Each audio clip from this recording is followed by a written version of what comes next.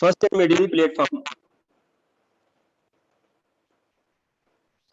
पाकिस्तान में first platform है, बल्कि इस वक्त एशिया में फर्स्ट प्लेटफॉर्म है कि जहां आपको first aid step 1, first aid step 2, BRS physiology और जनरल पैथोलॉजी पैथोमा के कंप्लीट लेक्चर अवेलेबल है पाकिस्तान में। और इस एशिया में फर्स्ट वेबसाइट है जहां कंप्लीट लेक्चर अवेलेबल है। जो FCTS पार्ट 1 के स्टूडेंट होते थे उनके लिए इशू ये होता था कि उन्होंने इतनी देर वो पढ़ते हैं, टेक्स्ट बुक पढ़ते हैं, उसके बाद 5 सालों में चीजें भूल चुकी होती हैं। जब फिजियो पढ़ी थी, पैथोलॉजी पढ़ी थी 4th ईयर में, और उसके बाद मेडिसिन पढ़ी थी फाइनल ईयर में, और फिर उन्होंने हाउस जॉब की है, तो हाउस जॉब में चीजें भूल जाती हैं। तो उसके बाद जब वो दोबारा पढ़ना शुरू करते हैं तो उनको चीजें भूली होती हैं, मुश्किल होता है दोबारा उनको रिकॉल करना। और उन्होंने पहले 4 साल का सिलेबस जो है, पहले 4 साल का सिलेबस, उसमें से आपका एक मिनट,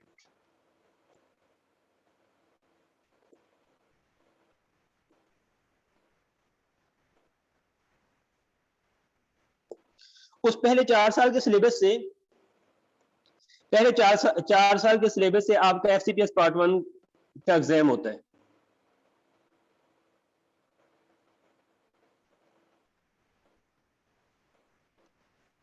एक मिनट जी। तो मैं ये कह रहा था, पाकिस्तान में फर्स्ट वेबसाइट है जहां first step 1, first step 2, BRS physiology और जनरल पैथोलॉजी पैथोमा के लेक्चर अवेलेबल है। और ये और जो वेबसाइट के सब्सक्राइबर है, जिसको इंटरनेशनल स्टूडेंट फॉलो करते हैं, जिस तरह के डॉक्टर नजीब के बाद first aid Medici platform first platform है, जिसकी जो सब्सक्रिप्शन है वो इंडियन स्टूडेंट, वो अफगानिस्तान से स्टूडेंट, जितने भी एशियन कंट्रीज हैं उनसे वेबसाइट को वो फॉलो कर रहे हैं, इसके सब्सक्राइबर हैं। तो डॉक्टर नजीब के बाद फर्स्ट वेबसाइट है पाकिस्तान में, और ये हमारे लिए बड़ी प्राउड की बात है अल्हम्दुलिल्लाह कि वेबसाइट पे फर्स्ट स्टेप 1 की कंप्लीट लेक्चर अवेलेबल है। तो जिन लोगों ने पार्ट 1 की तैयारी करनी है उनके लिए बिग इशू ये होता है कि उनके लिए मुश्किल होता है फर्स्ट एड को करना, क्योंकि फर्स्ट एड में पहले 4 साल का सिलेबस है, और पहले 4 साल के सिलेबस में फिजियोलॉजी है, पैथोलॉजी है, फार्माकोलॉजी है। तो इसके लिए जो सबसे बेस्ट बुक है इस वक्त, जो सबसे बेस्ट बुक है वो आपकी फर्स्ट स्टेप 1 है। फर्स्ट स्टेप 1 आपकी रूह जान है FCTS पार्ट 1 के लिए। जिस पर्सन को फर्स्ट एड आती है उसके लिए FCTS पार्ट 1 करना कोई मुश्किल नहीं है, और जिसको फर्स्ट स्टेप 1 नहीं आती उसके लिए इसी तरह है कि उसकी लक है। बहुत से स्टूडेंट ऐसे हैं जो कि MCQ बुक पे डायरेक्ट आ जाते हैं, यानी कि मेडिकल बुक है, ये आपकी रफीउल्लाह है या SK12 है, वो डायरेक्टली इन बुक्स को पढ़ते हैं। तो डायरेक्टली इन बुक्स को पढ़ने का नुकसान ये होता है कि उनको हर एक लाइन पे रट्टा लगाना पड़ता है, हर एक लाइन याद करनी पड़ती है, और आप कभी भी एक एक वर्ड याद नहीं कर सकते। इससे बेटर ये होता है कि आप एक दफा फर्स्ट स्टेप 1 कर लो, आप एक दफा मेहनत करो, फर्स्ट स्टेप 1 अच्छी तरह करो, और फर्स्ट स्टेप 1 जब मुकम्मल हो जाए तो उसके बाद आप ये जो रिकॉल बुक्स हैं, जिस तरह मेडिकल है और आपकी रफीउल्लाह है, आपकी SK है, तो इनमें से आपने एक बुक को फॉलो करना है, सबको फॉलो नहीं करना। सबसे बड़ा ब्लंडर ये होता है कि स्टूडेंट ये करते हैं कि वो 10 बुक्स ले लेते हैं, वो मेडिकल को भी पढ़ रहे हैं, वो रफीउल्लाह को भी पढ़ रहे हैं, वो SK को भी पढ़ते हैं, वो राबिया अली भी पढ़ रहे हैं, और एंड पे ये होता है कि वो किसी एक बुक को फॉलो नहीं कर रहे होते, और जो मेमोरी बनती है, पेज मेमोरी बनती है, वो किसी एक बुक की भी नहीं होती, और इसका नुकसान होता है। तो इसलिए जिस पर्सन ने भी तैयारी शुरू करनी है, तो तैयारी शुरू करने का सबसे बेहतरीन तरीका यह है कि आप फर्स्ट स्टेप 1 से तैयारी शुरू करें, और जब फर्स्ट एड मुकम्मल हो जाए तो उसके बाद आप रिकॉल बुक्स पे आए। इसका फायदा ये होगा कि जब आपके कंसेप्ट दुरुस्त होंगे, आपके कंसेप्ट दुरुस्त हैं, आपने फर्स्ट स्टेप 1 की हुई है, उसके बाद आप रिकॉल बुक करेंगे तो आपके लिए कोई मुश्किल नहीं होगा MCQ करना। और अगर आपने फर्स्ट एड नहीं की हुई तो आपको हर एक लाइन पे रट्टा लगाना पड़ेगा, और विदाउट कंसेप्ट आप चाहे जितनी मर्जी मेहनत कर लें, आपके कंसेप्ट दुरुस्त नहीं है, और एग्जाम में जब आप जाएंगे और उधर स्टेम चेंज होगी तो आप कभी भी MCQ को वो करेक्ट नहीं कर सकते अगर आपके कंसेप्ट नहीं है। तो अगर आप ये चाहते हैं कि पार्ट 1 में आपका एग्जाम वाकई पास हो, तो उसके लिए जरूरी है कि आपको फर्स्ट एड आनी चाहिए। तो ये इसलिए मैं इतना एम्फेसिस इसलिए कर रहा हूँ फर्स्ट एड पे कि फर्स्ट एड के बगैर अगर आप FCPS पार्ट 1 की तैयारी कर रहे हैं तो बहुत मुश्किल है कि एग्जाम पास हो, और अगर हुआ भी तो बाई लक होगा, और बाई आप लक पे नहीं रह सकते। और पाकिस्तान का सिस्टम क्या है, पाकिस्तान के सिस्टम में कंसेप्ट हो या ना हो, बच्चों को ये है कि बस पास पेपर कर लो और पास पेपर करके पास हो जाएंगे। भाई ठीक है, बाल का लक हो जाती है, आपका पेपर वो बहुत रिपीट हो जाता है तो आप पास हो जाते हैं, लेकिन ये रूल नहीं है। अगर आप, और बहुत से लोग ऐसे हैं कि जिन्होंने मुझसे कहा कि सर हमने ये सारी बुक्स की हुई थी, मैंने मेडिकल भी की हुई थी और रफीउल्लाह भी की हुई थी, एसके भी की हुई थी, लेकिन पार्ट 1 पास नहीं हुआ। तो उनके लिए एक ही रिक्वेस्ट है कि फर्स्ट एड से शुरू करना है, उसके बाद उन्होंने MCQ बुक्स करनी है। बाकी ये है कि अब जो हमारी गाइडलाइन है इस बारे में वो क्या है।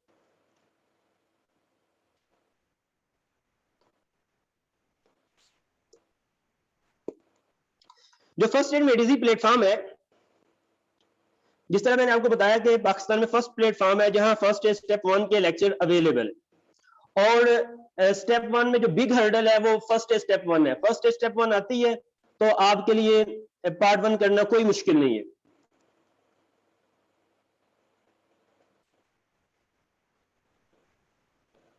नवंबर वाला अटेम्प्ट, तो अब ये मैं बताने लगा हूं कि 1 बाई 1 फिजियोलॉजी कहां से करनी है आपने, जनरल पैथोलॉजी कहां से करनी है, स्पेशल पैथोलॉजी कहां से करनी है। तो किसके लिए देखिए, जो फिजियोलॉजी है उसके लिए फर्स्ट एड बहुत अच्छी बुक है। फर्स्ट एड ने बड़ा उसको लिखा हुआ है, जो काम की बातें उसने लिख दी हैं। अगर जो उसने कीवर्ड लिखे हैं और आपको वो कीवर्ड समझ नहीं आते, इसलिए आप कहते हैं फर्स्ट एड रिटेन नहीं होती। तो जो पर्सन फर्स्ट टाइम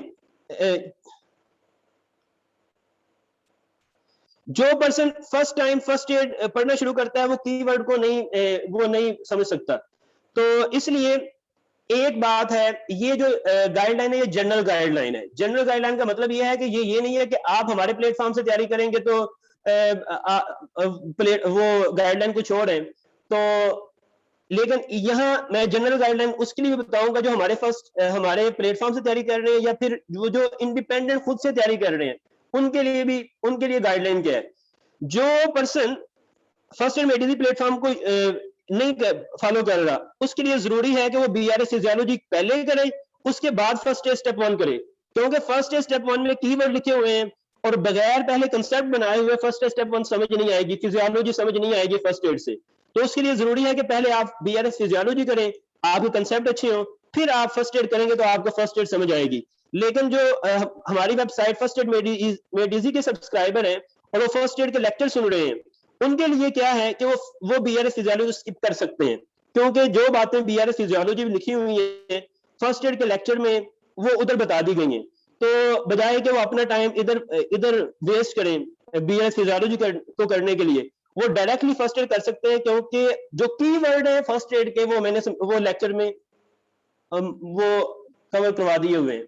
तो इसलिए वेबसाइट सब्सक्राइबर वालों को वो सिर्फ फर्स्ट एड करें, सिर्फ फर्स्ट एड से कर लें। हालांकि BRS फिजियोलॉजी के भी लेक्चर वेबसाइट पे हैं, लेकिन टाइम को सेव करने के लिए वो डायरेक्टली फर्स्ट एड कर सकते हैं। मगर अगर कोई पर्सन खुद से तैयारी कर रहा है तो उसके लिए जरूरी है कि पहले वो BRS फिजियोलॉजी करेगा, फिर फिजियोलॉजी फर्स्ट एड से करेगा।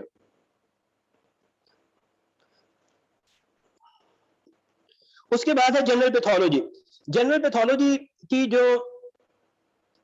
सबसे बेस्ट बुक है, मैंने बहुत सी लोगों को गाइडलाइन देते हुए सुना, तो वो आपको बता रहे होते हैं कि आप जनरल पैथोलॉजी जो है वो BRS पैथोलॉजी से करें।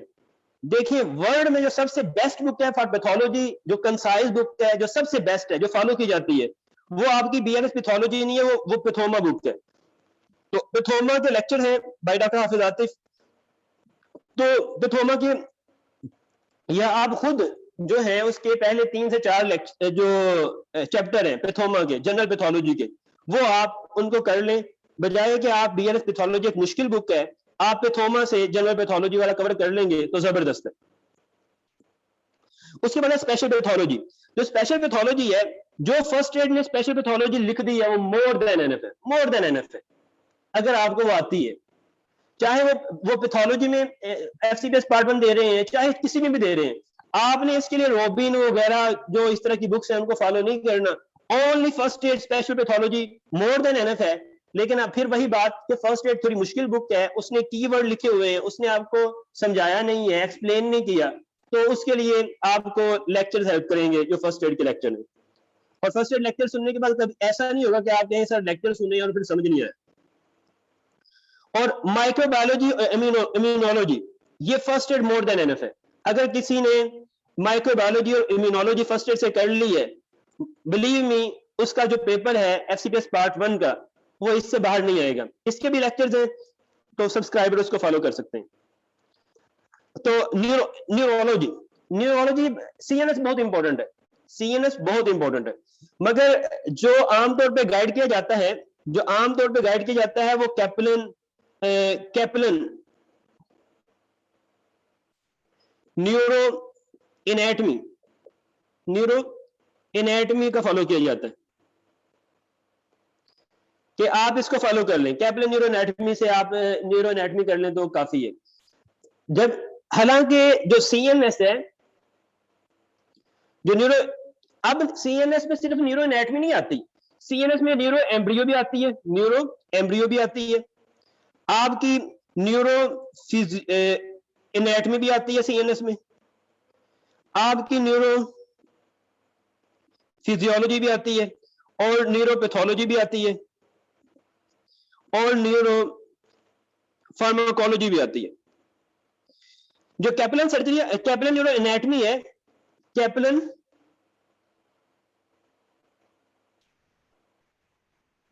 जो कैपलन न्यूरो एनाटमी है, कैपलन न्यूरो एनाटमी, उसमें आपकी न्यूरो एनाटमी तो कवर हो जाएगी, और थोड़ी ये मुश्किल भी है, चाहे आप उसे पढ़ेंगे फिर भी आपको ये ड्राई लगेगी। न्यूरो एनाटमी है थोड़ी मुश्किल, आपने उसको पढ़ा भी था सेकंड ईयर में, तो आपको पता है किस तरह की है न्यूरो एनाटमी। तो फिर भी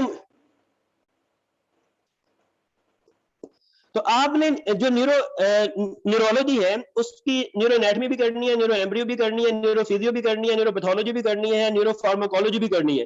तो ये सारी चीजें आपको फर्स्ट एड में मिलेंगी, जबकि कैपलन सर्जरी, कैपलन न्यूरो एनाटमी में चीजें नहीं सारी मिलेंगी। अगर आप ये सब कुछ करना चाहते हैं सीएनएस का, तो आपको सबसे जो बेस्ट बुक है वो फर्स्ट एड है। लेकिन फर्स्ट एड का फिर वही इशू है, फर्स्ट एड का इशू ये है कि उसने रिकॉल बुक है, ये आपको रिवाइज करने के लिए बुक है, रिव्यू बुक है, ये एक्सप्लेन नहीं करती, ये आपको बताती है भाई ये कुछ है, ये वर्ड आपको आने चाहिए, एक्सप्लेन नहीं करती। तो फिर वही इशू कि फर्स्ट एड सबसे बेस्ट बुक है जो सीएनएस को कवर करती है, मगर फिर ये समझ नहीं आती। तो उसके लिए भी फर्स्ट एड स्टेप 1 ये लेक्चर्स हैं, और वो सुनने के बाद जब आप फर्स्ट एड कर लेंगे तो आपका बिलीव मी एमसीक्यू से बाहर नहीं आएगा, इंशाल्लाह मुझे इतना है कि आपके एमसीक्यू इधर से बाहर नहीं आएगा। फर्स्ट एड, लोग कहते हैं कि यार ये फर्स्ट एड स्टेप 1, फिर जो इंटरनेशनल स्टूडेंट है जिसका यूएसएमएलई का एग्जाम है वो भी इसी बुक को तैयार कर रहा है, जिसका यूएसएमएलई का एग्जाम है वो भी इसी बुक को फॉलो कर रहा है। अगर ये फर्स्ट एड की जो सीएनएस है उसका यूएसएमएलई एग्जाम पास करवा सकती है, तो एफसीपीएस क्यों नहीं करवा सकती? तो अगर आप सीएनएस को फर्स्ट एड से करते हैं तो ये कंप्लीट आपका सीएनएस हो जाएगा, फिर आपको इधर उधर जाने की जरूरत नहीं है, ये न्यूरो एनाटमी उधर से करो, कैपलन सर्जरी, कैपलन न्यूरो एनाटमी से करो, फलां चीज वहां से करो। अगर आप फर्स्ट एड कर रहे हैं तो आपको कोई भी इसमें डिफिकल्टी नहीं होगी। देखिए मैं एक बात कहता हूं कि आप उन बुक्स को फॉलो करें जो इंटरनेशनल बुक है, जिस तरह के first aid step 1 international book है। अगर आप इसको फॉलो करेंगे तो आपकी तैयारी इंटरनेशनल स्टूडेंट के इक्वल होगी। अगर आप इसको छोड़ते हैं तो आप सिलेक्टिव हो जाते हैं, अगर वो सिलेक्टिव में से आ गया तो आप ठीक है, आप पास हो गए, अगर ना आया तो आपका कोई जगह नहीं है। दूसरी ये बात कि जो लोग फर्स्ट एड को अच्छी तरह पढ़ लेते हैं इस वक्त अपनी तैयारी के दौरान, उनको दो फायदे होते हैं। एक ये कि उनका एफसीपीएस पार्ट 1 इजीली पास हो जाता है, और दूसरा ये कि उनकी बेसिक स्ट्रांग हो जाती है, जो कि उनको हेल्प करती है एविडेंस बेस्ड प्रैक्टिस में। जब वो उनकी इंडक्शन होती है और जब वो आपको पता है कि जब राउंड हो रहा होता है तो जो प्रोफेसर साहब होते हैं वो रोजाना बेइज्जती करते हैं, बहुत से लोगों की होती है। क्यों? कि उन्होंने बस एमसीक्यू बुक को रट्टा लगाया हुआ था और बाई चांस वो पास हो गए, उनकी बेसिक वीक है और वो हमेशा अब वीक रहेगी। तो ये लास्ट चांस है आपके पास कि आप अपनी बेसिक जो कंसेप्ट है उनको स्ट्रॉन्ग कर लें। उसके लिए आपके पास एक ही बुक है इस वक्त जिसको पढ़ के आप अपनी बेसिक स्ट्रॉन्ग कर सकते हैं, वो है फर्स्ट एड। और उसका एक फायदा ना सिर्फ उससे एफसीपीएस पार्ट 1 पास होगा, बल्कि आपको रोजाना की जो राउंड में बेइज्जती होती है उससे आप बच जाएंगे। उसके बाद है न्यूरो एनाटमी। देखें, जो एनाटमी है जी, पैथोलॉजी के कंप्लीट लेक्चर वेबसाइट पे अवेलेबल है। यानी कि आपकी जो फर्स्ट एड है इसमें सारी बुक्स हैं, मतलब कि इसमें आपकी एम्ब्रियोलॉजी भी है, एनाटमी भी है, फिजियोलॉजी भी है, पैथोलॉजी भी है, फार्माकोलॉजी भी है, और इस तरह बायोकेमिस्ट्री, इम्यूनोलॉजी। तो ये सारी बुक्स इसमें इसने कंपाइल की हुई है फर्स्ट एड में। तो फर्स्ट एड के जब लेक्चर कंप्लीट अवेलेबल है तो उसमें सारी बायोकेमिस्ट्री, इम्यूनोलॉजी, माइक्रोबायोलॉजी, ये सब बुक्स के लेक्चर फर्स्ट एड के लेक्चर में page bye page first aid cover है, तो उसमें सब लेक्चर से फर्स्ट एड कवर हो जाती है। बाकी ये है कि एनाटमी, जो एनाटमी है उसमें उसको आपने शेल्फ नोट्स आपने उससे कर, जो मेडिसिन के स्टूडेंट है। देखिए, अब एक पर्सन मेडिसिन का है, अब वो सारी एनाटमी तो नहीं करेगा शॉर्ट स्नेल से, वो तो बहुत लेंथी हो जाएगी, तो ना वो कर सकता है। तो जो मेडिसिन के स्टूडेंट हैं उनके लिए ये है कि वो एनाटमी शेल्फ नोट्स से कर लें। Shelf notes, anatomy shelf notes में 100 की कंसेप्ट को एक्सप्लेन किया हुआ है।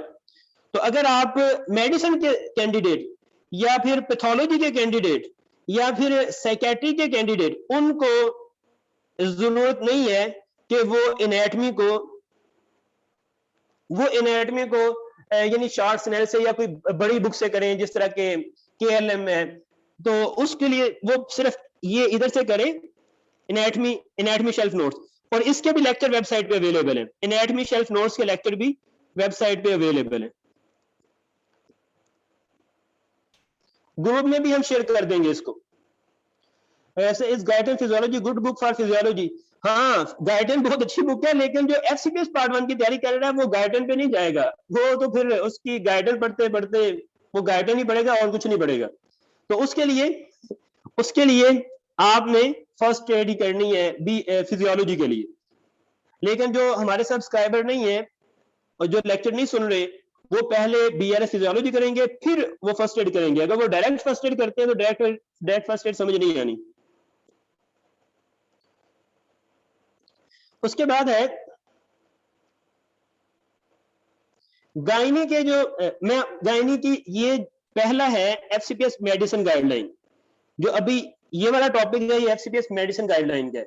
नेक्स्ट में जाऊंगा कि गायनी कैंडिडेट ने कहां से तैयारी करनी है, एनेस्थीसिया वालों ने कहां से तैयारी करनी है। तो अभी ये जो ये पहला टेबल है ये आपको बताया जा रहा है कि मेडिसिन की तैयारी आपने किस तरह करनी है। तो जो मेडिसिन वाले हैं वो अपनी एनाटमी जो है वो एनाटमी शेल्फ नोट से करेंगे, और इसके भी लेक्चर वेबसाइट पे अवेलेबल है। बायोकेमिस्ट्री और जनरल एनाटमी जो है, इसके साथ जनरल एनाटमी भी है। जनरल एनाटमी आप तनवीर नोट से कर लें।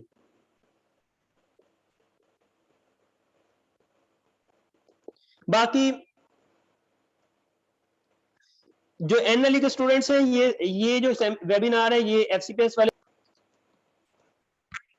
बायोकेमिस्ट्री, जो बायोकेमिस्ट्री है, जो एफसीपीएस पार्ट 1 के स्टूडेंट हैं वो बायोकेमिस्ट्री फर्स्ट एड से कर लेते हैं तो मोर देन एनफ है। मगर अगर टाइम कम है तो फिर आप इंपॉर्टेंट टॉपिक करेंगे बायोकेमिस्ट्री के। बायोकेमिस्ट्री के इंपॉर्टेंट टॉपिक तो बहुत से हैं, लेकिन मैं जल्दी में कुछ इंपॉर्टेंट टॉपिक बता देता हूं। वो ये कि विटामिन बहुत इंपॉर्टेंट है, बहुत इंपॉर्टेंट है, जेनेटिक्स की टर्मिनोलॉजी बहुत इंपॉर्टेंट है, और उसके बाद जो ग्लाइकोजन स्टोरेज डिजीजेस बहुत इंपॉर्टेंट है, जो इंपॉर्टेंट टॉपिक्स हैं। वैसे तो अगर वो मुकम्मल कर लेगा तो बहुत जबरदस्त है, उस मोर देन एनफ है फर्स्ट एड बायोकेमिस्ट्री के लिए, उससे कहीं किसी और बुक को तैयार करने की जरूरत नहीं है। अगर टाइम कम हो तो glycogen storage disease, genetics, terminology और विटामिन, और इसके अलावा glycogen lysosomal storage disease, lysosomal storage hyperlipidaemia, ये मोस्ट इंपॉर्टेंट टॉपिक्स हैं आपकी बायोकेमिस्ट्री के। ये दिलो जहां से आपने करके जाने, इसमें छोड़ने वाली एक बात भी नहीं है। तो बायोकेमिस्ट्री आपने फर्स्ट ईयर से कर ले, मोर देन एनफ है। और अगर आप इंपॉर्टेंट टॉपिक कर रहे हैं तो फिर आपने पास एमसीक्यू करने हैं। मतलब ये कि किसी पर्सन के पास टाइम कम है, वो उसने फर्स्ट एड से इंपॉर्टेंट टॉपिक किए, मुकम्मल बायोकेमिस्ट्री नहीं कर सका वो, तो वो पास एमसीक्यू साथ करेगा, यानी कि वो जो भी एमसीक्यू बुक साथ वो कर रहा है उसके एमसीक्यू करेगा साथ, दो बुक से। मतलब ये है कि जिसने इंपॉर्टेंट टॉपिक करने हैं फर्स्ट एड से, वो उसके पास एमसीक्यू बायोकेमिस्ट्री दो बुक से करेगा। मतलब आप ये क्या कर सकते हैं, आप एसके से भी करेंगे और आप रफीउल्लाह से भी करेंगे या मेडिकल से भी करेंगे, यानी दो बुक से उसके इंपॉर्टेंट टॉपिक वो करेगा, जिसने सिर्फ सिलेक्टेड टॉपिक किए हैं बायोकेमिस्ट्री में से। उसके बाद है हिस्टोलॉजी और एम्ब्रियोलॉजी। देखें जो हिस्टोलॉजी है वो आपकी फर्स्ट ईयर में दी हुई है। फर्स्ट एड जब पैथोलॉजी लिखता है तो हिस्टोपैथोलॉजी में वो सारी बातें लिखता है, तो आपकी फर्स्ट एड एनएफ है हिस्टोलॉजी को कवर करने के लिए। लेकिन एम्ब्रियोलॉजी जो है वो भी फर्स्ट एड में लिखी हुई है, वो भी फर्स्ट एड से हो जाएगी। कुछ लोग इधर एक गलत गाइडलाइन में से कहूंगा, वाकई में कहूंगा कि वो कहते हैं कि आप हाई यील्ड एम्ब्रियोलॉजी से एम्ब्रियो करें। आपने एम्ब्रियोलॉजिस्ट नहीं बनना, आपने एग्जाम पास करना है। आपको एक additional book, high yield book इकट्ठी करने की कोई जरूरत नहीं है, आप फर्स्ट एड से करें, उससे आपका एग्जाम हो जाएगा। फर्स्ट एड से एम्ब्रियोलॉजी करें और उसके जो एमसीक्यू है वो टू पास दो बुक से करें जो पास एमसीक्यू करवाती हैं, यानी कि मेडिकल से कर सकते हैं और एम्ब्रियो को आप एसके से भी कर लें। यानी कि जो चीज आप सिलेक्टिव कर रहे हैं उसको आपने दो बुक्स से करना है जो आपके पास एमसीक्यू करवाती हैं।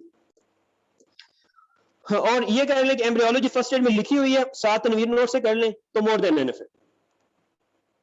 हिस्टोलॉजी आपकी फर्स्ट एड से कवर हो जाती है। सबसे इंपॉर्टेंट बात ये तो जो अभी तक आपने किया, हाँ, प्लस फर्स्ट एड तो आपने फर्स्ट एड की एक एक लाइन आपकी रूह हो जहां है। फर्स्ट एड की एक एक लाइन बहुत ही इंपॉर्टेंट है, उसे आप छोड़ नहीं सकते, उसे समझना भी जरूरी है, कंसेप्ट से करना जरूरी है। आपने उसे रट्टे से कुछ फायदा नहीं होगा, बेहतर होगा लेकिन इतना फायदा नहीं होगा। उसके बाद है जो अभी तक आपने किया है उसमें सिर्फ एक ही बात है और वो है फर्स्ट एड। सारी चीजें आपकी physiology, pathology, special pathology, microbiology, immunology, neuro, anatomy, biochemistry, ये आपने शॉर्ट शेल्फ नोट्स ऐड किए हैं, बाकी सब कुछ आपका फर्स्ट एड है। तो फर्स्ट एड एक बुक होगी आप जो अभी तक आपने देखा। अब कुछ जो चीज ऐड करनी है, वो क्या है? वो है आपने एक एमसीक्यू बुक सिलेक्ट करनी है, चाहे आप वो मेडिकल कर लें, चाहे वो सलाहुद्दीन कमाल कर लें, चाहे रफीउल्लाह कर लें, चाहे आप राबिया अली कर लें। ओनली वन आपने सिलेक्ट करनी है, सिर्फ एक एमसीक्यू बुक। आपने ब्लंडर क्या करते हैं, आप कहते हैं कि पता नहीं आप कोई बहुत बड़े क्या है, आप मेडिकल भी कर ले लेते हैं, रफीउल्लाह भी, राबिया अली भी, सलाहुद्दीन कमाल भी, और पढ़ते एक भी नहीं है। और या फिर इस तरह करते हैं कि जो बच्चा बहुत पढ़ने वाला होता है वो सबको पढ़ लेता है। लेकिन देखें ये सारी बुक्स में क्या किया हुआ है, इन्होंने पास एमसीक्यू को कंपाइल किया हुआ है। तो पास एमसीक्यू इसमें भी वही होंगे, इसमें भी वही होंगे, इसमें भी वही होंगे और इसमें भी वही होंगे। तो आपको क्या जरूरत है कि पास एमसीक्यू को उधर से भी करो, उधर से भी करो, उधर से भी करो, बजाय कि बेहतर यह है कि आप एक बुक को फॉलो कर लें और उसको फॉलो कर लें और उसको अच्छी तरह कर लें, उसकी पेज मेमोरी भी बनी होगी, और उसको रिवाइज कर लें, बजाय कि आप इतनी बुक्स पढ़ लें और फिर एक भी रिवाइज ना हो। तो इसलिए आपने select only one MCQ book. अब मैं आपको एडवाइस क्या करूंगा कि आपकी मेडिकल बहुत अच्छी बुक है, सलाहुद्दीन कमाल अच्छी बुक है, रफीउल्लाह अच्छी बुक है, तो राबिया अली भी अच्छी बुक है, लेकिन ये थोड़ी एक्सटेंसिव है। मैं पर्सनली उन्होंने इतनी मेहनत की है तो बहुत अच्छी बुक है, लेकिन मैं पर्सनली ये समझता हूँ कि ये थोड़ी एक्सटेंसिव है, थोड़ी मुश्किल है कि थोड़े लो यील्ड पॉइंट भी लिखे हुए हैं। लेकिन मेडिकल अच्छी बुक है कि ये एमसीक्यू की एक्सप्लेनेशन भी देती है, ये क्यों रॉन्ग है और ये क्यों सही है। तो ये पास एमसी इसने भी पास एमसीक्यू कंपाइल की है, मगर ये बताती है कि ये एमसीक्यू रॉन्ग, थोड़ी एक्सप्लेनेशन होती है। और दूसरा इसका जो एक अच्छी बात ये है कि इसने सिस्टम वाइज दिया हुआ है, यानी कि सीवीएस फिजियोलॉजी उसके दी हुई है, पैथोलॉजी उसके अलग दी हुई है। तो आप जब फर्स्ट एड करेंगे, फर्स्ट एड से आपने सीवीएस की है, तो उसके एमसीक्यू आप इजीली सीवीएस का जो सिस्टम है उसके एमसीक्यू आप मेडिकल से कर सकते हैं। तो इसका ये फायदा है कि ये बुक इसने सिस्टम वाइज दिया हुआ है, बजाय कि पहले आप मुकम्मल फर्स्ट एड करें और वो 1-2 महीने में फर्स्ट एड खत्म करें, वो जब भूल गए तो आप एमसीक्यू बुक शुरू कर दें और ना आपको फर्स्ट एड आती हो तो आप एमसीक्यू बुक सही तरह नहीं कर पाएंगे। तो बेहतर ये होता है कि आप फर्स्ट एड से एक सिस्टम करें और उसके एमसीक्यू मेडिकल बुक से कर लें। रफीउल्लाह बहुत अच्छी बुक है, रफीउल्लाह बहुत अच्छी बुक है, लेकिन इसकी एक बात है, इसने सिस्टम वाइज नहीं किया हुआ। तो मैं तो यही कहूंगा कि उनको सिस्टम वाइज करना चाहिए, अच्छी बुक है। तो इसलिए जिन बुक्स ने सिस्टम वाइज नहीं किया हुआ उनको तो फिर आप यही कर सकते हैं कि पहले कंप्लीट फर्स्ट एड करें और उसके बाद ही उनको आप फॉलो कर सकते हैं। अगर आप सिस्टम वाइज फॉलो करना चाहते हैं कि सीवीएस इधर से किया है फर्स्ट एड से और उसके बाद वही सिस्टम के एमसीक्यू कर लें जो पास एमसीक्यू है, तो फिर आपके लिए मेडिकल बुक है या राबिया अली है, या राबिया अली है।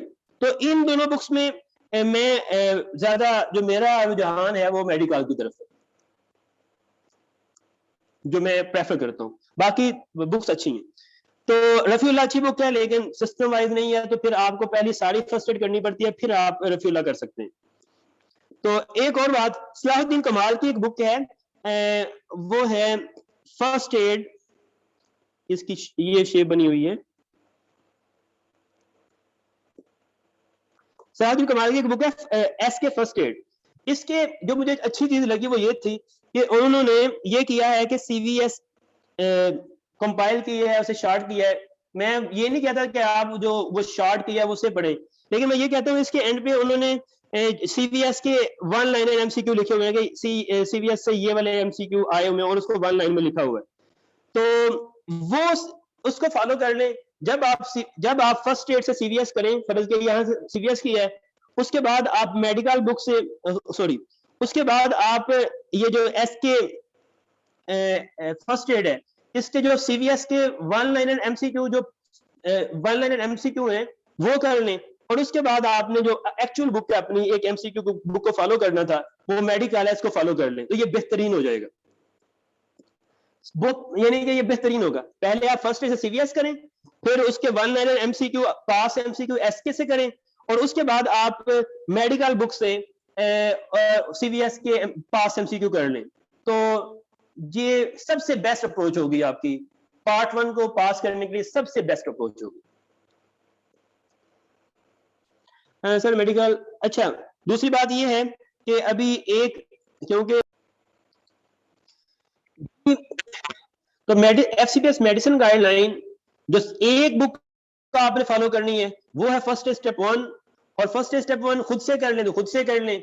अगर आपको वो मुश्किल लगती है तो उसके लिए आप फर्स्ट एड के जो लेक्चर है भाई डॉक्टर हाफिज आतिफ, इसको फॉलो कर सकते हैं। उसके बाद फर्स्ट एड आपको मुश्किल नहीं लगेगी, ये इंशाल्लाह ये हमारा प्लेटफॉर्म की गारंटी है। फर्स्ट एड आपको लेक्चर सुनने के बाद मुश्किल नहीं लगेगी। और उसके बाद आपने फर्स्ट एड के बाद एक आपने एमसीक्यू बुक फॉलो करनी है। अगर सिस्टम वाइज करना चाहते हैं तो सिस्टम वाइज जो बुक्स हैं वो आपकी मेडिकल है और राबिया अली है। मेडिकल बुक मैं ज्यादा इसकी तरफ माइल हूँ, तो आप किसी बुक को आप नेगेटिव कमेंट पास नहीं कर सकते, क्योंकि एक मेहनत की हुई है उन्होंने, बहुत अच्छी बुक है, लेकिन ये जो मेडिकल बुक है मैं इसे प्रेफर करूंगा। बाकी राबिया अली भी अच्छी बुक है। तो सिस्टम वाइज एमसीक्यू 2 बुक्स में है। बाकी जो रफीउल्लाह है बहुत अच्छी बुक है, लेकिन सिस्टम वाइज नहीं है, तो इसलिए आपको पहले पूरी फर्स्ट एड पढ़ना पड़ती है, फिर रफीउल्लाह पे आना पड़ता है। तो अब उसके बाद जब आपने एक बुक फॉलो कर ली, फर्स्ट एड और एक MCQ book, microbiology complete first aid के physiology, pathology, general pathology, special pathology, microbiology, immunology, neurology और बायोकेमिस्ट्री, एनाटॉमी, हिस्टोलॉजी, एम्ब्रियोलॉजी, सबके फर्स्ट एड के लेक्चर हैं। तो आपने एक एमसीक्यू बुक फॉलो करनी है। अब ये है कि जब आपकी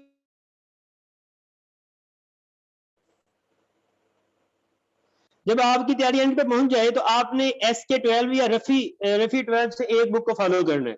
अब स्टूडेंट पूछते हैं सर कौन सी बुक फॉलो करें? दोनों बुक्स अच्छी हैं, रफी 12 भी अच्छी है, एसके 12 भी अच्छी है। दोनों ने एमसीक्यू कंपाइल किए हुए हैं जो अभी जून और फेब के एमसी पेपर आए थे, पास पेपर। अच्छा, ये एक और कंसेप्ट है, जो नए स्टूडेंट होते हैं सर हमारा फिर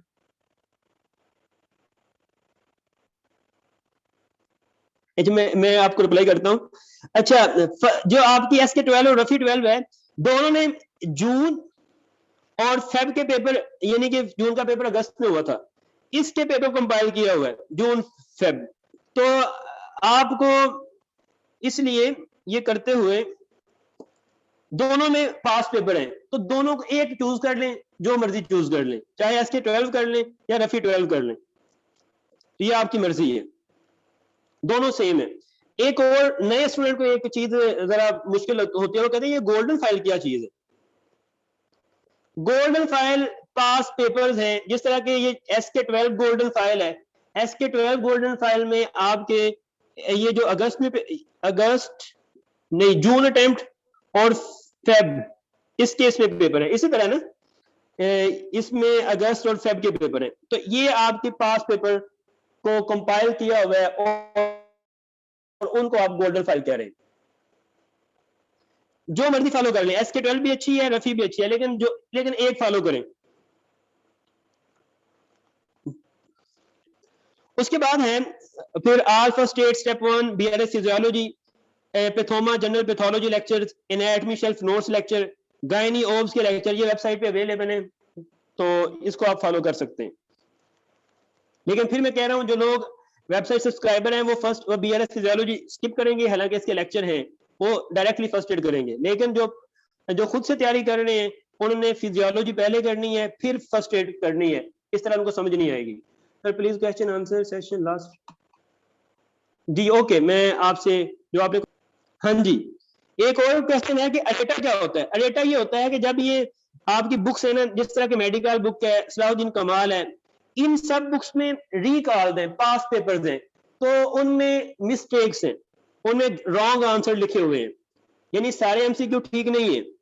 तो अरेटा ये होता है कि उनके जो रॉन्ग क्वेश्चन है उनको उनकी करेक्ट करके एक की बना दी जाती है कि इनका आंसर ये है। इस की को यानी कि आपकी एसके 12 है उसका रेटा बना हुआ है, और एसके 12 रेटा का मतलब ये है कि उसके जो रॉन्ग क्वेश्चन थे उनको करेक्ट करके बताया हुआ है कि यार ये फलां नंबर क्वेश्चन रॉन्ग है और उसकी ये ऑप्शन करेक्ट है, ये रेटा होता है। और ये लेक्चर जो है, जो लोग फर्स्ट स्टेप 1 करेंगे उनको बीआरएस फिजियोलॉजी वो स्किप कर सकते हैं, उनकी तैयारी उनसे बेहतर होगी जो बीआरएस फिजियोलॉजी पढ़ रहे हैं। और ये जितने भी लेक्चर है ये वेबसाइट पे अवेलेबल है, और ये वेबसाइट है firstaidmatrizy.com.pk। एक और इंपॉर्टेंट बात जो बहुत ही इंपॉर्टेंट है, जो आपको नहीं बताई जाती, जो बीआरएस फिजियोलॉजी है, जो स्टूडेंट बीआरएस फिजियोलॉजी कर रहे हैं और वो खुद से कर रहे हैं, तो प्लीज प्लीज जीआईटी जो है इसने बहुत ही अजीब लिखा हुआ है, जीआईटी को इधर से करने की कोई जरूरत नहीं है। जो खुद भी कर रहे हैं वो भी जीआईटी को स्किप करेंगे, करने चाहो तो कर सकते हैं, लेकिन वो टाइम आपका बहुत लगेगा और फायदा इतना नहीं होगा, थोड़ी मुश्किल लिखी हुई है। सर्जरी की एनाटॉमी फर्स्ट एड से मैं सर्जरी का भी बताऊंगा।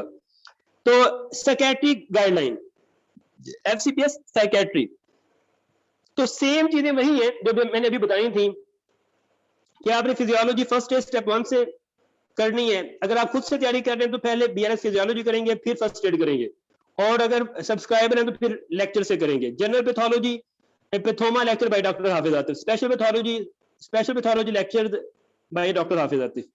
और microbiology immunology first aid more than enough है। न्यूरोलॉजी के लिए फर्स्ट एड करनी है, मगर न्यूरोलॉजी के लिए मैं स्पेशल कहूंगा, न्यूरोलॉजी आपने फर्स्ट एड सबसे बेस्ट बुक है, लेकिन वो समझ नहीं आनी, उसके लिए तो लेक्चर जरूरी है, अगर समझ, अब न्यूरो एनाटॉमी अगर समझ नहीं है तो।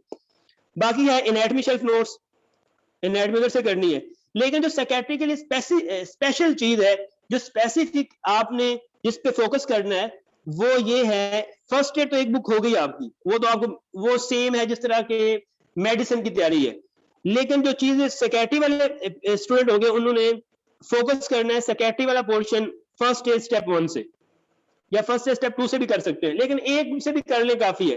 तो फर्स्ट स्टेप 1 में जो साइकियाट्री वाला पोर्शन है वो अच्छी तरह आना चाहिए, और अगर उसके भी लेक्चर्स हैं, अगर आप लेक्चर सुन लेंगे तो इसमें आपको फर्स्ट एड साइकियाट्री लेक्चर्स हैं, तो उसमें आपको कोई प्रॉब्लम नहीं होगी। वो करने के बाद आप कोई इंटरनेशनल एग्जाम भी पास कर सकते हैं, अगर आपने लेक्चर्स के साथ ये साइकियाट्री वाला पोर्शन किया हुआ है। अब ये है गायनियोब्स, एफसीटीएस गायनियोब्स। तो एफसीटीएस गायनियोब्स में भी सेम मेडिसिन वाली चीजें, जो चीज एडिशनल जो गायनियोब वाले स्टूडेंट्स ने करनी है जो दूसरे नहीं करते, वो कौन सी है? वो है आपकी गायनियोब्स के लेक्चर्स हैं। ये लेक्चर है फर्स्ट स्टेप टू सीके से, और इसके अलावा ये लेक्चर्स हैं you word Q bank. World में सबसे बेस्ट क्यू बैंक है, जो सबसे एक्सपेंसिव क्यू बैंक है, वो यू वर्ड क्यू बैंक है, और यूएसएमएल के स्टूडेंट्स होते हैं वो इसको करते हैं। तो इसके लेक्चर्स हैं गायनियोब्स के। ये लेक्चर करने के बाद जो एमसीक्यू करवाए हुए हैं आपके लिए, उसके बाद अगर आप एस्केपिंग करते हैं, एस्केपिंग गायनियोब्स वाले स्टूडेंट के लिए बहुत जरूरी बुक है, यानी कि इसमें गायनियोब्स के स्पेशल एमसीक्यू है। तो सलाहुद्दीन कमाल, एस्केपिंग सलाहुद्दीन कमाल की बुक है, और अगर आप पहले लेक्चर सुन लेंगे गायनियोब्स के जो यू वर्ड क्यू बैंक के एमसीक्यूज हैं, और उसके बाद एस्केपिंग करेंगे, तो आपके लिए एस्केपिंग करना मुश्किल नहीं होगा, और आप रट्टा से इसको याद नहीं करेंगे, बल्कि कंसेप्ट से आप एस्केपिंग कर सकते हैं, नहीं तो आपको हर जगह रट्टा लगाना पड़ेगा। देखें बीआर फिजियोलॉजी, देखें अब आपने गाइडन को भूल जाए, आप फिजियोलॉजी करने के लिए गाइडन पे जो एफसीपीएस पार्ट 1 का कैंडिडेट है, वो ये जो टेक्स्ट बुक है, टेक्स्ट बुक आपके एग्जाम ओरिएंटेड नहीं है, उसमें हर चीज बताई गई हुई है। आपने अब चीजें करनी है टू द पॉइंट, आपके पास इतना टाइम ही नहीं है कि आप गाइडन पढ़ सकते हैं, तो आपने फिजियोलॉजी कैप्लन से कर लें, कैप्लन की जीआईटी ठीक है, उधर से कर सकते हैं, और फिर फर्स्ट एड से कर लें, या फर्स्ट एड से भी कर लेते हैं तो मोर देन एनफ है। जो आपकी जीआईटी है वो फर्स्ट एड से कर लेते हैं, फिजियोलॉजी मोर देन एनफ है। लेकिन मैं ये बता रहा हूं कि इसने जो बीआरएस फिजियोलॉजी ने बहुत लेंथी लिखा हुआ है जीआईटी फिजियोलॉजी को, और इतना टू द पॉइंट नहीं लिखा हुआ, और मुश्किल लिखा हुआ है। तो जो आपके गायनियोब के कैंडिडेट है, एक बुक तो ये है कि वो लेक्चर सुनेंगे इस यू वर्ड क्यू बैंक के बाय डॉक्टर हाफिज आतिफ, और साथ उसके बाद इसके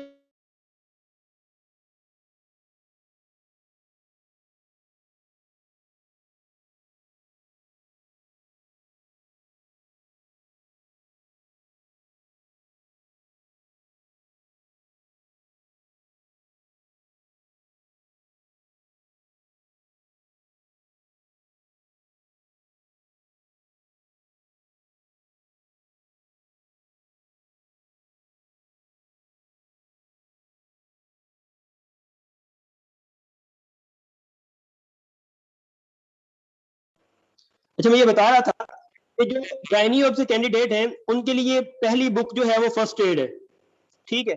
सेकंड ये कि उन्होंने एक बुक सेलेक्ट करनी है अपनी मेडिकल से, सलाहुद्दीन कमाल या रफीउल्लाह, इनमें से एक बुक सेलेक्ट कर ली। इसके अलावा क्या करना है? इसके अलावा उन्होंने एस्केपिंग करनी है, तो एस्केपिंग वो खुद से भी कर सकते हैं, और गायनियोब के लेक्चर हैं यू वर्ड क्यू बैंक के, और यू वर्ड क्यू बैंक मैंने बताया कि सबसे हाई यील्ड क्यू बैंक है वर्ल्ड में, जो एक्सपेंसिव क्यू बैंक है, जो यूएसएमएल करने वाले स्टूडेंट्स यूज करते हैं, उसके लेक्चर्स हैं। अगर वो पहले आप कर लेते हैं तो फिर आपके लिए एस्केपिंग करना बहुत आसान होगा, और नहीं तो आपने एस्केपिंग करनी है। और जो एक और चीज उन्होंने करनी है वो है एनाटमी। ये जो एडिशनल चीजें गायनियोम वाले स्टूडेंट्स ने करनी है, और एनाटमी में उन्होंने शॉर्ट स्नेल से एब्डोमेन और पेल्विस वाला पोर्शन करना है और प्लस एनाटमी शेल्फ नोट्स करने हैं।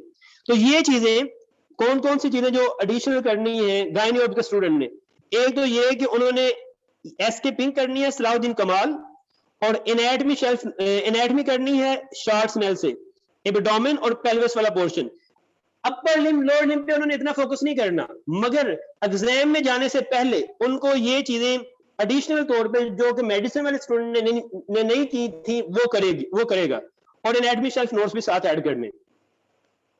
तो ये चीज एडिशनल है जो कि गायनियोब से कैंडिडेट करेंगे। इसमें कोई क्वेश्चन गायनियोब की? बिलीव मी, अगर कोई स्टूडेंट ये कर लेता है, यानी कि जिस मैंने बताया है फर्स्ट एड कर लेता है और साथ एक एमसीक्यू बुक करता है, और एसके पिंक कर लेता है और एनाटमी शेल्फ नोट्स कर लेता है, तो बिलीव मी गारंटी से वो पास है, इंशाल्लाह। उसके बाद है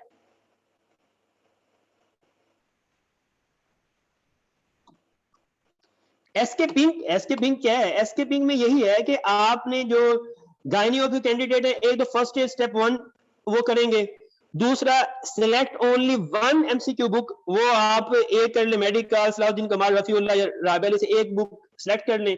उसके बाद जो एडिशनल चीजें हैं वो है SK pink bye Salahuddin Kamal और anatomy shelf notes mini Snell से या शॉर्ट स्नेल से, और कौन सा पोर्शन?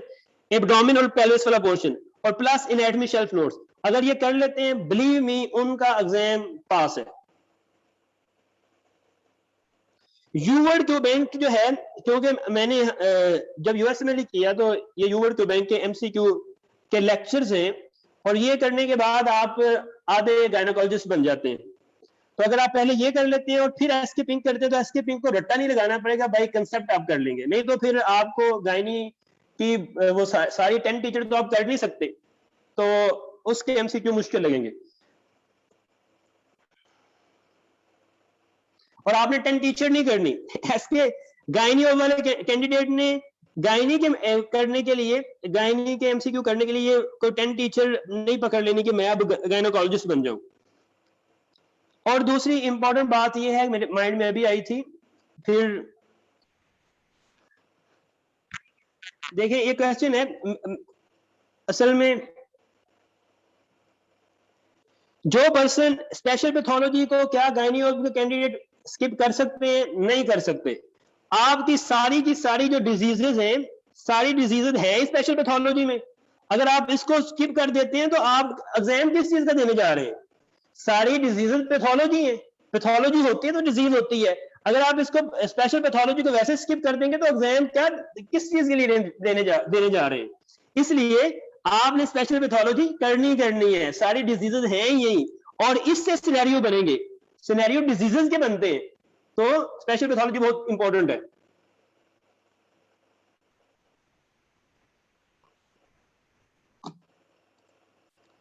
देखिए मुझे आप पूछेंगे ना कि स्पेशल पैथोलॉजी कहां से करनी है, फलां एक बुक लिखी हुई है, लोकल बुक की, आप मुझसे बात करेंगे, तो मैं आपको कभी भी नहीं कहूंगा कि आप स्पेशल पैथोलॉजी को लोकल बुक से करें। आपने स्पेशल पैथोलॉजी को इंटरनेशनल जो जिस बुक को लोग फॉलो करते हैं वो है आपकी फर्स्ट एड को फॉलो करना है।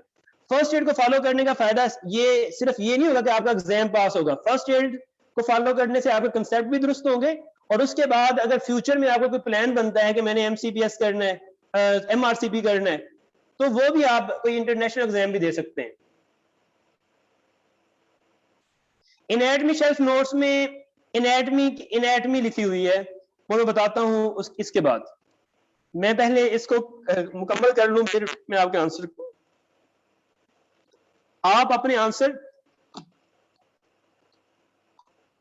उसके बाद है, अच्छा ये हुआ surgery candidate, FCPS surgery guideline. तो एफसीपीएस सर्जरी गाइडलाइन जो है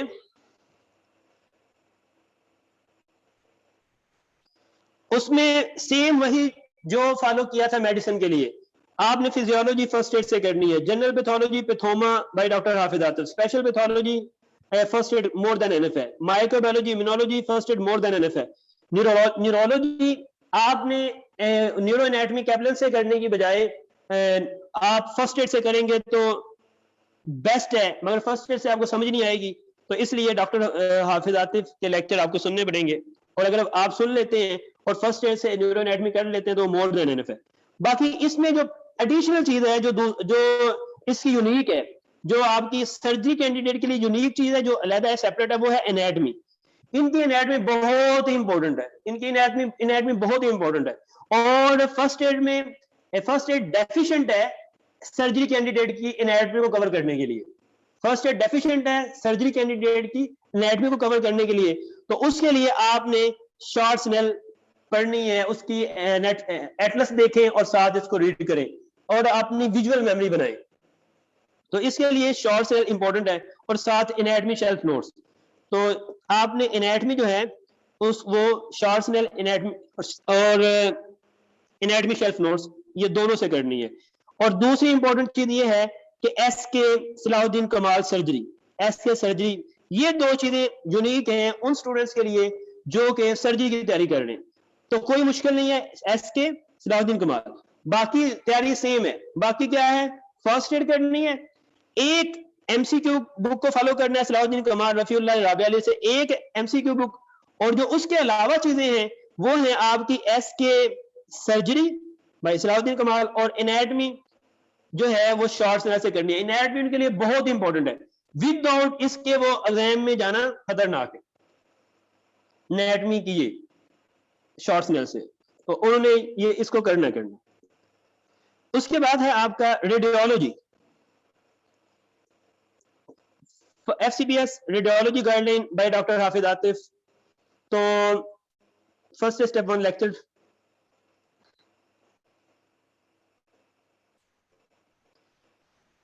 इसमें रेडियोलॉजी की भी सेम जिस तरह उस सर्जरी कैंडिडेट उसी तरह करना है। आपने फर्स्ट एड करनी है, फर्स्ट एड के बाद आपने एक एमसीक्यू बुक सिलेक्ट करनी है और एसके सलाहुद्दीन कमाल एसके सर्जरी और एनाटॉमी शॉर्ट स्नेल से करनी है। तो सेम सर्जरी की तरह इसकी गाइडलाइंस है। बीआरएस जस्ट अगर तो कोई पर्सन खुद से कर रहा है तैयारी तो फिर उसको बीआरएस फिजियोलॉजी करनी पड़ेगी। अगर वो फर्स्ट एड जो वेबसाइट है हमारा सब्सक्राइबर है तो वो उसको स्किप कर सकता है बीआरएस को और वो डायरेक्टली फर्स्ट एड कर लेगा तो उसका एग्जाम हो जाएगा। उसके बाद है आपकी FCPS ophthalmology.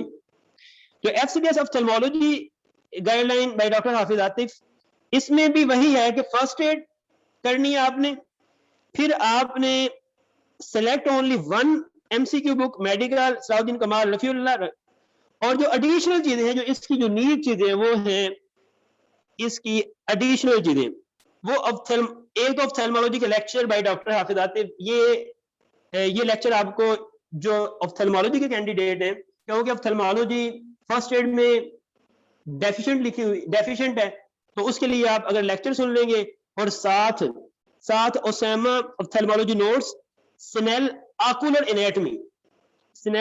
Anatomy, Osama ophthalmology notes और जॉन फेरिस नोट्स, ये चीजें इनने ऐड करनी है, एडिशनल चीजें, बाकी सेम है। Osama ophthalmology notes, Snell ocular anatomy, John Ferris note, और उसके साथ ये अगर पहले वो लेक्चर सुन लेंगे ophthalmology lecture by doctor FCPS ophthalmology lecture by doctor Hafiz Atif, तो ये उनके लिए आसान और इजी होगा।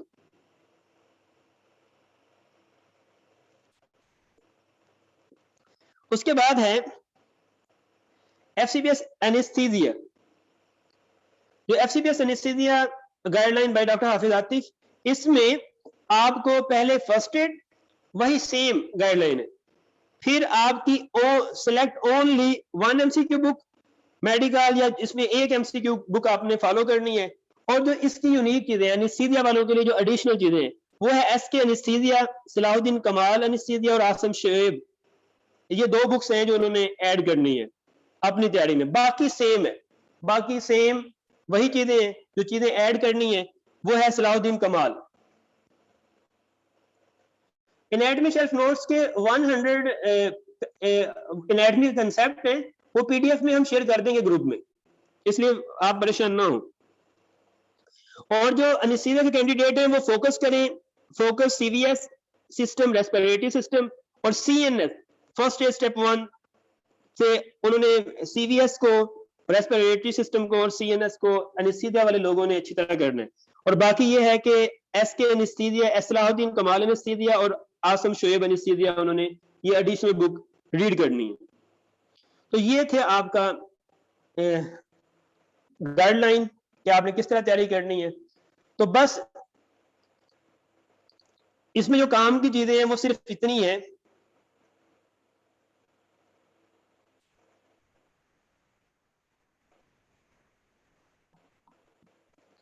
टाइम सिर्फ 6 मिनट रह गए, आंसर करता हूं। उससे पहले ये कि आपने सबसे पहले एक वो फर्स्ट एड फॉलो करनी है, उसके बाद आपने अगर सीवीएस किया, इधर से फर्स्ट एड से सीवीएस किया है, तो सीवीएस के 1 लाइनर एमसीक्यू करेंगे आप फर्स्ट एड एसके से, और उसके बाद आप चले जाएंगे मेडिकल बुक से सीवीएस कर लेंगे।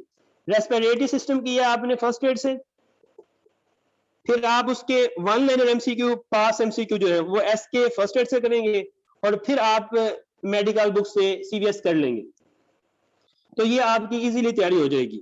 और जो लोग अभी पेपर दे रहे हैं उनके लिए एसके 12 या रफी 12 जो है उसमें से उन्होंने इसको स्किप नहीं करना, ये करनी करनी। और एंड पे अगर आप एक, मैंने जिसको फॉलो किया था मुझे अच्छा लगा था, तनवीर नोट्स के 12 सेशन है। जब आपकी तैयारी मुकम्मल हो जाए तो आपने तनवीर नोट्स के 12 सेशन जो हैं वो भी कर लेने हैं, वो आपको हेल्प करेंगे। अच्छा, मैं आप क्या पूछ रहे हैं सर? फर्स्ट एड के लेक्चर के लिए स्टेप, जो फर्स्ट एड के लेक्चर्स हैं वो 220 से हैं। तो जो लेक्चर बुक ओपन है, क्योंकि जो लेक्चर्स हैं उसमें फर्स्ट एड ओपन होती है इस तरह, और जो चीजें होती है वो एक्सप्लेन कर दी जाती है, और ये भी बता दिया जाता है कि ये वाले MCQ exam point of view से इंपॉर्टेंट है फर्स्ट एड में ये वाला। तो फर्स्ट एड की जो एडिशन से फर्क नहीं पड़ता एफसीपीएस के लिए। हाँ, क्यों क्यों नहीं पड़ता? भाई जो आपकी सीपीएसपी है वो तो पता नहीं कितने पास एमसीक्यू को अभी तक फॉलो कर रही है। जो यूएसएमएल करने वाले स्टूडेंट्स हैं उनको फर्स्ट एड के एडिशन से बहुत फर्क पड़ता है, लेकिन जो एफसीपीएस वाले हैं उनको इतना ज्यादा फर्क नहीं पड़ता। बाकी ये है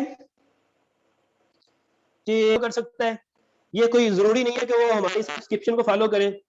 हमारी सब्सक्रिप्शन सिर्फ आपको ये हेल्प करेगी, जो हेल्प करती है, जो आपकी फर्स्ट एड आप स्टूडेंट से नहीं हो रही होती क्योंकि उसने कीवर्ड लिखे हुए हैं, तो फर्स्ट एड के लेक्चर हैं और उसके कंसेप्ट क्लियर हो जाते हैं, तो फर्स्ट एड कवर करना उसके लिए आसान हो जाता है। तो उसके बाद वो कोई भी एमसीक्यू बुक को फॉलो करता है तो इजीली एमसीक्यू बुक उससे रट्टा नहीं लगाना पड़ता, वो इजीली हो जाते हैं। तो ये फायदा होता है। और दूसरा फायदा ये होता है कि जब आप एग्जाम दे रहे होते हैं तो चाहे स्टेम चेंज भी हो जाए, पेपर रिपीट,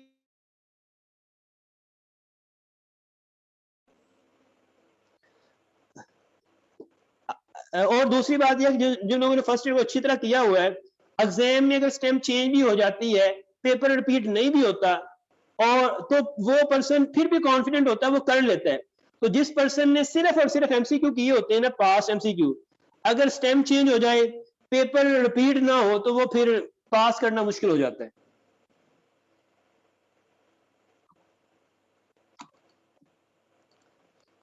इन आपको मैंने उसका बता दिया। आप अकेले तैयारी कर रहे हैं तो आपने फिर भी फर्स्ट एड ही करनी है, फर्स्ट एड करें। चाहे आप फर्स्ट एड वेबसाइट के सब्सक्राइबर नहीं भी हैं, उसके बाद आपने सीवीएस फर्स्ट एड से किया तो फिर आप एसके 12 फर्स्ट एड से 1 लाइनर एमसीक्यू कर लें, और फिर आप एक एमसीक्यू बुक मेडिकल को फॉलो कर लें, और एंड पे आपने ये जो गोल्डन फाइल है एसके 12 या रफी 12 कर लें, और तनवीर नोट्स अगर आपके पास टाइम हो तो एंड पे इसके सेशन कर लें, तो आपका एग्जाम पास हो जाएगा। स्मिथ एनेस्थीसिया, मैंने स्मिथ एनेस्थीसिया वो रीड नहीं की, मैं इसके इस बुक पे कमेंट नहीं कर सकता। Can we skip sir, how to my time? Time जो है वो 3 मंथ में तैयारी हो सकती है, अगर आप प्रॉपर तैयारी करें 7 से 8 आवर्स पढ़ लें या 6 आवर भी पढ़ लें फिर भी हो जाती है। तो बाकी दुआओं में आप याद रखिएगा, कोई क्वेश्चन हो तो आप पूछ सकते हैं। और स्टूडेंट्स मुझसे ये भी पूछ रहे थे सर आपका जो प्लेटफॉर्म है वो उसकी यूनिकनेस क्या है, किस तरह दूसरों से डिफरेंस है। कुछ लोग समझते हैं कि ये एडवर्टाइजमेंट है, ये जो भी है। मैं ये कहता हूं कि पाकिस्तान में अगर कोई अच्छी चीज इंट्रोड्यूस हुई हो कि वर्ल्ड में अभी फर्स्ट स्टेप 1 के लेक्चर्स नहीं है, वर्ल्ड में नहीं है, और अगर पाकिस्तानी स्टूडेंट्स के लिए अवेलेबल है तो उसको उसकी इंकरेजमेंट होनी चाहिए और उसको अप्रिशिएट किया जाना चाहिए। लेकिन हमारी जो पाकिस्तानी जो सिस्टम है उसमें ये है कि कोई अच्छा काम हो जाए तो दूसरे कहते हैं अच्छा काम क्यों हो गया यानी कि कोई इंप्रूवमेंट आया हमारे सिस्टम में। पहले लोग रट्टा सिस्टम था, रट्टा लगाते थे। अब मैंने कहा कि भाई आप कंसेप्चुअल बेस करें, स्टडी कंसेप्चुअल होनी चाहिए, तो ये एक अच्छी चीज है। जो लेक्चर है वो फर्स्ट एड मेड इजी के नेम से अवेलेबल है, फर्स्ट एड मेड इजी के नेम से। और पाकिस्तान में ये फर्स्ट वेबसाइट है। इंडिया में इंडिया के जो स्टूडेंट्स हैं वो भी फर्स्ट एड के लेक्चर सुनने के लिए हमारी वेबसाइट को फॉलो कर रहे हैं, तो ये हमारे लिए बड़ी प्राउड की बात है।